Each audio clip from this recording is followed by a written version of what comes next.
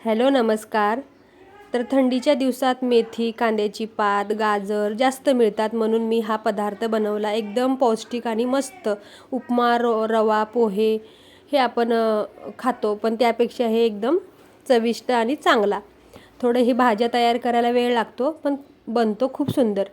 तर मी साहित्यामध्ये गाजर, काकडी, कांदा बारीक चिरलेला, कोथिंबीर, कांद्याची पात, ओवा, तीळ, मीठ, लाल तिखट, हळद, गरम मसाला, हिंग, आलं लसूणची पेस्ट असं सगळं चविष्ट पदार्थ घातले, जेवढे आपल्या घरात होते तेवढे. आणि मस्त लाटून घेतलं. थोडंसं चपातीपेक्षा थोडंसं जाडसर ठेवलं आणि दह्यासोबत खा, सॉसबरोबर खा, नुसतंच खाल्लं तरी काही हरकत नाही. रोल करून मुलांच्या हातात द्या. सकाळी, दुपारी, संध्याकाळी असं काही नाही. आपण दुसरा नाश्ता फक्त सकाळीच करतो, तसं हे काही नाही, कधीही खाऊ शकतो. खूप टेस्टी आणि मस्त लागतं.